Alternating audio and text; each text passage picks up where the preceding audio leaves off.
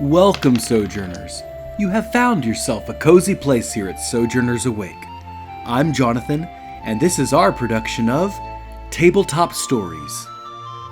Set in the world of Bonsarel, we gather together and improvise an audio drama for you, so follow along. This epic fantasy is a world full of gods and monsters, and we play as ordinary heroes who delve into adventure, danger, and magic. The cast is a group of friends, all gathered around the table, rolling dice and telling a story. Sojourn with us and let your imagination wander into the world of Bonsarel. And so for now, our story continues.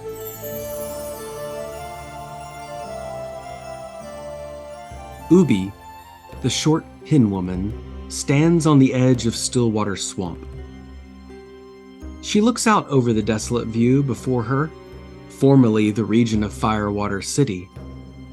But now it remains a charred landscape speckled with petrified trees and deep craters in the ground. A signpost hangs upon the gnarly tree that reads, "Demons ahead, and if you want to keep your head, stay out."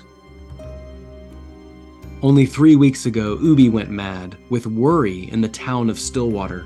She ranted and raved about her daughter, Sasha, gone missing. The only problem was that Sasha remained in town, in full view, as the local fortune teller. But Ubi claimed that the woman occupying the skin of Sasha was not her daughter. It was someone else, or something else.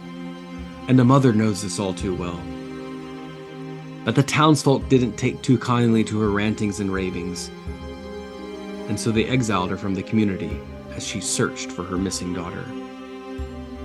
And now a lone teardrop leaves her eye, stopping upon her soiled cheeks. And that is all she can afford at this time. She sighs and looks back at the sojourners who have taken up her cause. Muskrat, the roguish woman, huddles under a blanket, cradling a book in her arms. Kazooka sits cross-legged nearby, judging the damage done to his spear of terror.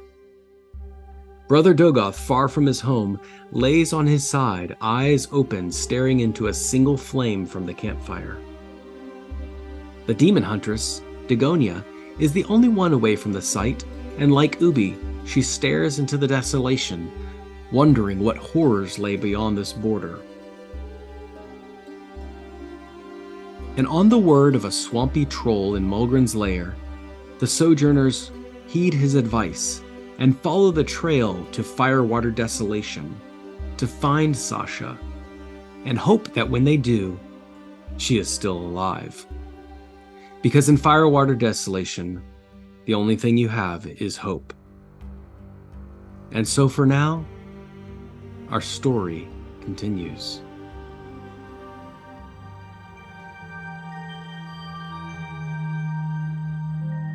Welcome, Sojourners. This is Jonathan behind the screen. The Sojourners are now on the border of Stillwater Swamp and Firewater Desolation.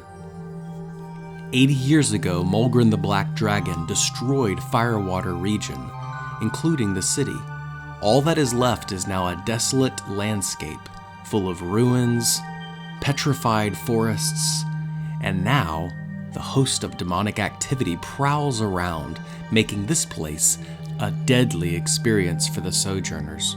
In the last episode, the swampy troll told the Sojourners that Sasha was taken by a host of demons deep within Firewater Swamp.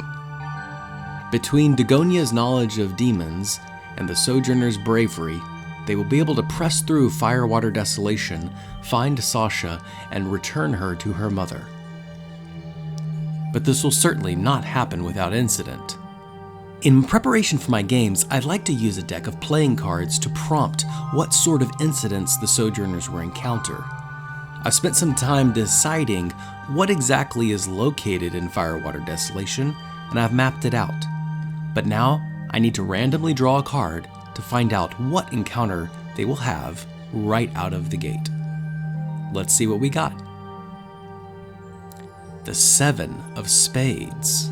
In my system, I use the 4 suits to tell me what kind of encounter the Sojourners will have. This is loosely based off the idea of the 5-room dungeon by John 4 of roleplayingtips.com. And in this case, I'll spoil it for you. The 7 of spades means the environment presents a setback. This is some sort of curse, trap, or otherwise a massive drain on resources for the Sojourners. I wonder how this will play out. Well, that's enough time behind the screen. Let's get back into the story.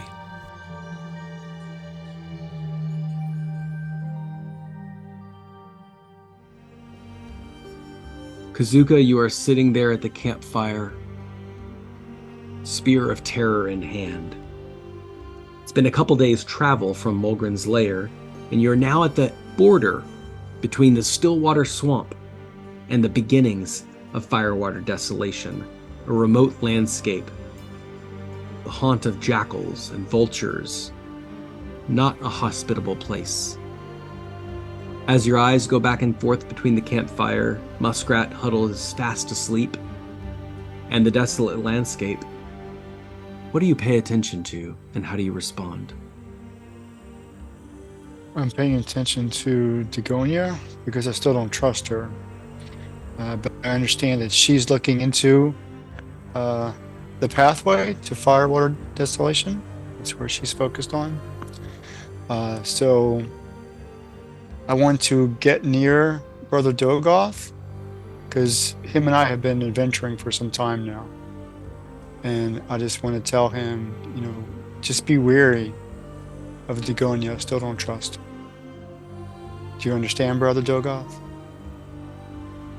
Yes, but she's always been very nice to me. Well, I understand that she's nice, but there was no reason for her to be at the castle. And then how does she know all these things that she does? And so be wary, be careful. Maybe she read it in a book. I have not seen a book, and the only book that's being carried right now is by Muskrat. All I'm going to say is just keep your eye out. Just be wary. Be careful. I will. Kazooka and Brother Dogath, you've earned yourself a luck point, dialoguing by the campfire. Dogania, as you stand next to Ubi and you peer out into the landscape of desolation, you catch the faint sounds of demonic wailing in the distance. With all this information around you, what do you pay attention to and how do you respond?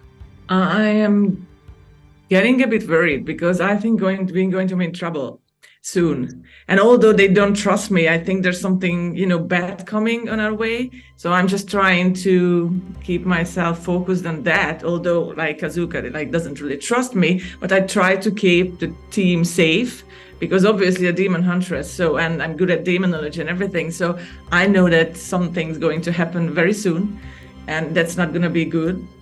And I try to help the guys, but I just, I love teamwork, but they don't trust me, and I want them to trust me. Dogania, as you stare out into the landscape, peering into your imagination and trying to predict what would happen, I will ask you, please roll a wisdom check if you can determine the upcoming disaster. 20. A 20? Yeah. A natural 20? Yeah. Excellent. Dogania, you notice 2 things. Your skin begins to sizzle a little bit as the humidity starts to pick up around this swamp. You get this acrid smell in the air. As you look up towards the sky, you see that some strange gray, hazy clouds are starting to form. Not an ordinary rainstorm that is starting to approach over Firewater Desolation. No, this is some devilry of the malignancy. An acidic rainstorm is on the horizon. But because you were paying attention, you know that crossing through Firewater Desolation, the team will definitely encounter falling acid from the sky. How do you proceed? We need to protect ourselves somehow. We need something. Do we have anything that we can cover ourselves? Obviously, because we have to be somehow protect ourselves from it. So we should find something. Dogania, what do you see? Ubi speaks up. Dogania, are you talking out loud? Yes, like I do that all the time. Yeah, I'm like talking to myself usually. And I need protection. We need protection. We need to protect these guys. But From what? Protect from what? from the rain, from the acidic rain. I mean, that can be dangerous, and we can. Acidic rain? What are you talking about? Yeah, it's coming. I know it's coming. I can see it in the sky. I can see the clouds. They are closing. They are very close to us. Kazooka and Brother Dogath, you see now as Dogania points towards the sky, these clouds seem to be pretty natural and normal. Trusting Dogonia's word would require some level of faith on your part. For the acidic rain she speaks of seems like it would really burn your skin. Then let's do something. Let's get out of here. We've got to find cover. Where do we go? As you look into the landscape, this first part of Firewater Desolation is filled with craters, and every once in a while there's a patch of petrified trees. But this first leg of the journey looks like an open plain. In fact, it is called the Cratered Plains for a reason. Brother Dogath? Are we still camped outside the lair, the tower? You are far from the tower at this point. You've journeyed at least one day out of the swamp onto the border of the Desolation. I was thinking maybe we could find something. I guess I was imagining we weren't going to take shelter. More like, I don't know, carry something over our head or something like that. Against acid? She's telling us there's going to be acid being poured on us. How is that going to help us? It'd just be like an umbrella. At this moment, Dogania, you see a strange sight nearby. Someone is approaching. Juan, if you would please take a moment to describe what Dogania sees with her amazing sight as you approach the party. Short, squat, rather green-looking creature dressed in rough woolen thick robes, carrying a staff made of this gnarled tree root. She has a very broad leaf that she's holding over her head like an umbrella, and she's got various gourds and vials and whatnot hanging off the belt that is holding her robes together. Dogania, you see a frog person, a frog folk, gently moving towards you.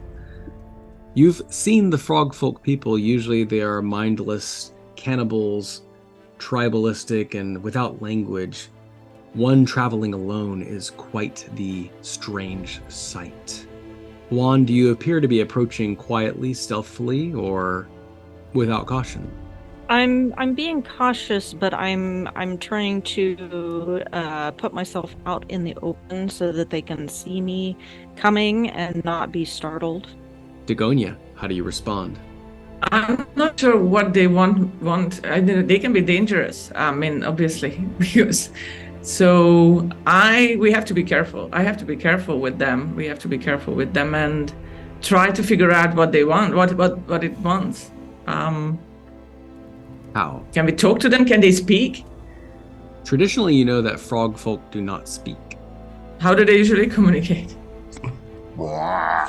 Do I, as a lore master, understand the lineage of these frog folk? Let's find out. Roll an intelligence check, 15 or higher. Right at 15. 15 is indeed successful. You know a little bit of frog language. You know how to say hello. Do you have any food? Is that all they know how to say? Or is that all I know that they have to say? That's all you know how to say clearly enough. You could try some other things, but that's all you know how to say.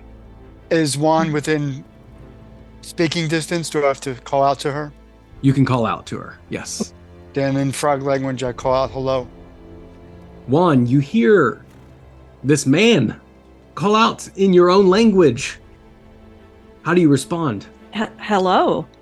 I heard you were seeking to cross this cratered plain.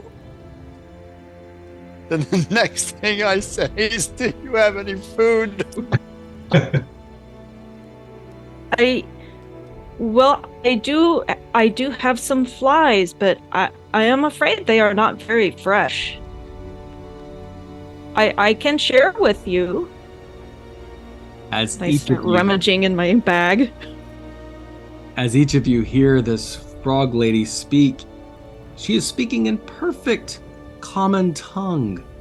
Dogania, you've never seen a frog person speak this way. Kazooka, the language is articulate as any poet would ever speak. You are not a true frog person. Why would you say that? Because you speak clearly and I can understand you. And my frog language is limited. Yes, that is common among creatures of your type. I am afraid that I am outcast from my tribe. The all great divine source came to me in a vision and blessed me with this common tongue. So I am exiled from my people, and I can no longer stay with them.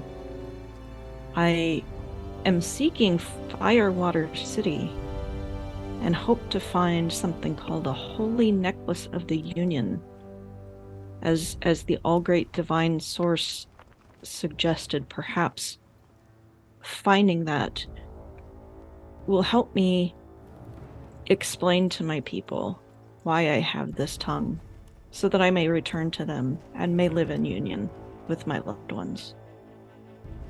People who have been outcast typically have done something wrong. And you come to us for help? I have done nothing wrong other than being visited by the all-great divine source.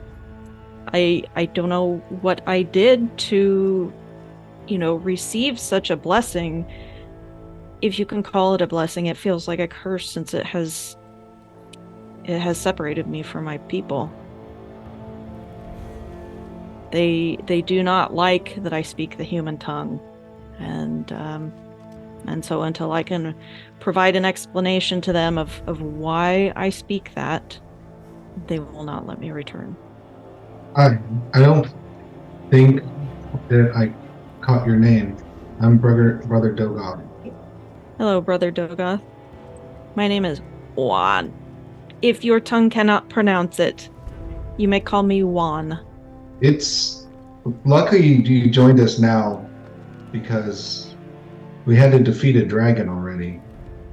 Have you ever seen a dragon? No. No. Never. I have heard of such great beasts. How did you defeat it? Brother Dogath, it was sleeping. We did not defeat a dragon. Well, We defeated a demon because it beat you up. You beat it up. but we're still here. Because you got Fist of Fury. I have no idea how you can do that. Have you noticed anything in the clouds? I think maybe a storm is coming. Or maybe she's bringing it. Juan, do you have magical powers? I do have some. What type? I am a druid, and I am able to use the druid's abilities on my journey. This storm that is rolling in, I know exactly what this is. This is acid rain. This is coming in. She reaches down and she pulls one of the gourds off of her belt, and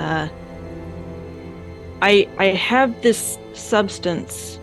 I had heard rumors of such acid rain in this area, so I have this. If you rub it on your skin and on your clothes, it will help repel the acid rain and hopefully prevent the damage that would normally happen. And she holds it out. I'll take it. Brother Dogath, as you stand there, would you take a moment to describe your appearance, especially any new strange markings from slaying a demon only a day ago? Well, I might have received a scar from the demon. It's a very nasty red gash down the side of my face. But it still hurts a little, but I've been trying to rub some mud on it. You know, some mud to promote the healing. That's what we do. That's what the monks had taught me. What? Dogania had indicated she's got 4 scars from killing demons. Does that demon scar look anything like Dogonia's? Dogonia, would you take a minute to describe if there are any visible scars on your body from slaying your demons? Yes, as Kazooka said, I have 4. I have 4 deep scars by killing the demons, and they are very deep. They are healed, obviously, by now, but they are very fierce-looking scars that I got. Indeed, Kazooka, as you look back and forth between Brother Dogath and Dogonia, you see that these scars are incredibly similar. Indeed, a benchmark of slaying a demon in this world. I hope to have 4 one day. No, you don't, Brother Dogath. No. Because that means I'll still be alive. That means we'll have completed this adventure.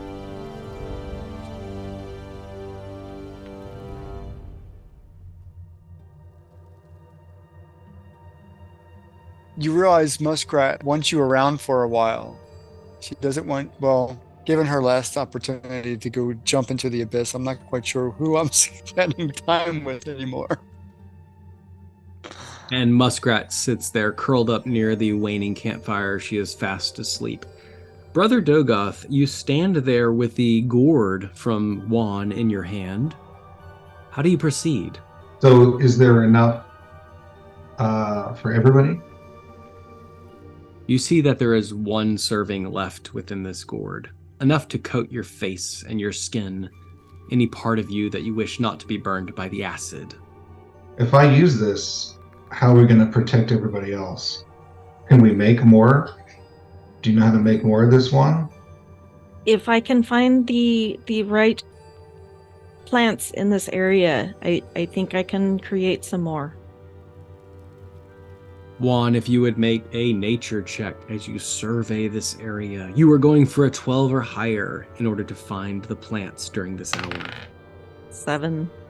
Ah, indeed, it is too far into the swamp. You would have to backtrack a little bit, throwing you off only by an hour, but it's not within sight. With not enough around here, you're much too close to Firewater Desolation. You know for a fact that once you go into the Desolation, there are no living and healing plants, no nothing but necrosis and decay and death. You would have to backtrack a little bit, otherwise you just have the 3 healing salves on you. As you indicated, you had a few gourds on your belt. Brother Dogath holds 1, but yes, there are 2 more that you could give to Dogonia and Kazooka. You yourself are already coated with your last attempt. With that being true, how would you proceed, Juan? I unhook the gourds from my belt and I hand one to Kazooka and one to Dogonia. I can make more, but the plants that I need are an hour away. We can return, but we will lose some time. How long will this elixir last? It'll last 1d10 hours. This would be a d10 roll for each of you. Brother Dogath, how do you proceed? Do we think that we can find shelter ahead of us? Dogonia, you know that if you do press on with a little bit of haste, you could make it to the petrified forest, or possibly some ruins of Firewater City, in order to avoid the acid rain. We just have to be quick. We have to, get ready and just go there and protect ourselves. Are you in, guys? I mean, we need to move on. I mean, it's coming. The clouds are coming. The clouds are nearing. So we have to figure this out. Are we fast enough to get there before the rain? What do you say, Kazooka? What do you say, Ivan? Can we make it? Well, is Muskrat coming with us? We have to wake her up, I guess. I mean, is she still sleeping? She is still sleeping. She's We have holding to my wake her book. up. We have to wake her up. Ubi then says, as much as I want to go with you, Muskrat is indeed tired. She wore herself out, bringing all of you back to life. She needs her rest.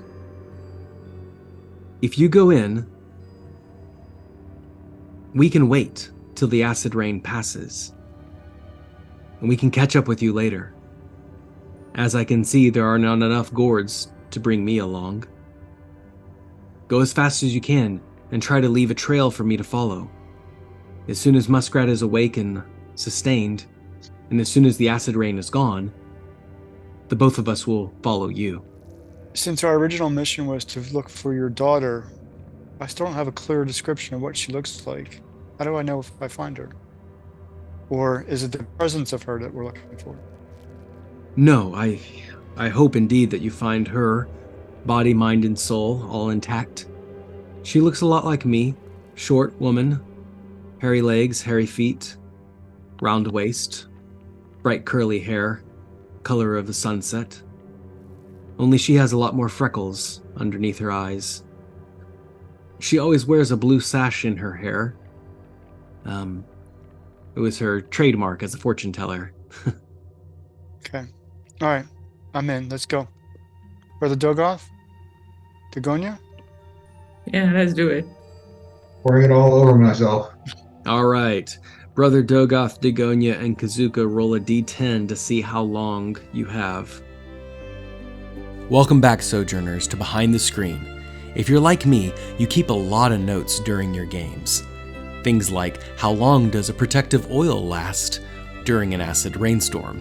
But if you're also like me, your notes can be quite scattered.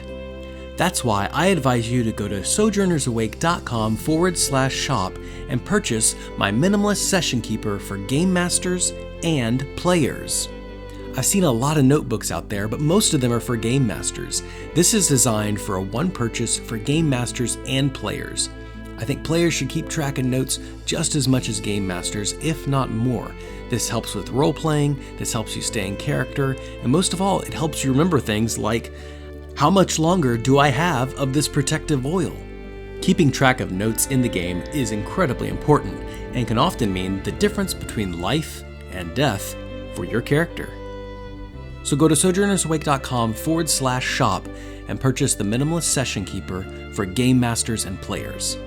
Thanks for listening. Now back to the story.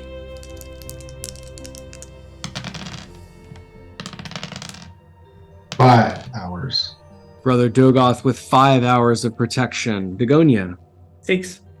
with 6 hours of protection. Kazooka. I'm looking for a modifier. There's no modifier. What did you roll? 1. 1 hour of protection. Kazooka.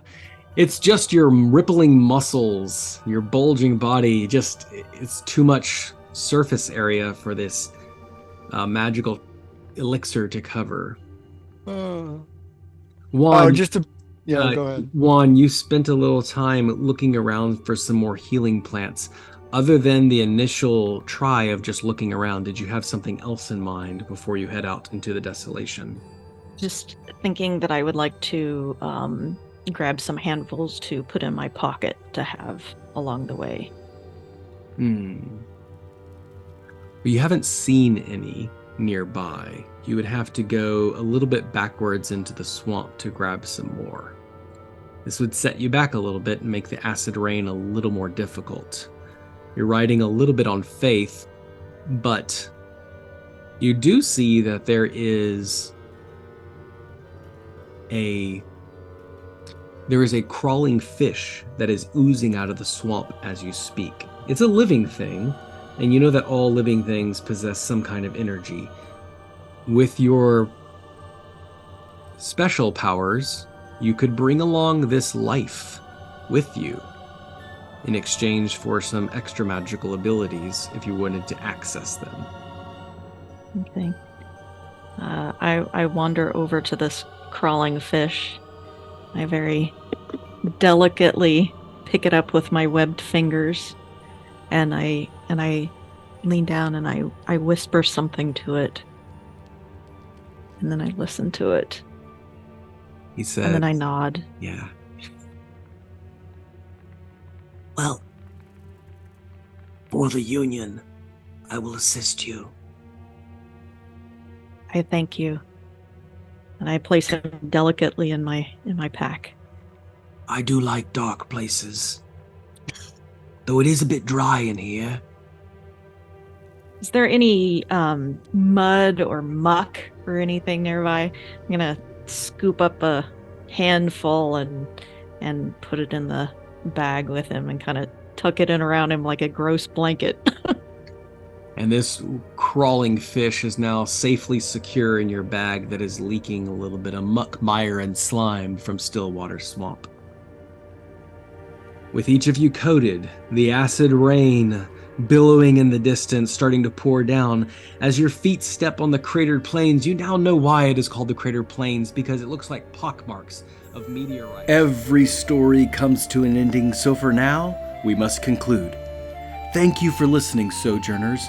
Your attention will not go unrewarded, and we look forward to continuing this adventure. Background music and ambiance provided by Tabletop Audio. Find them at www.tabletopaudio.com. For more information on becoming a game master or player at your table, visit www.sojournersawake.com. And wherever you sojourn, however far or near, as always, may your story continue.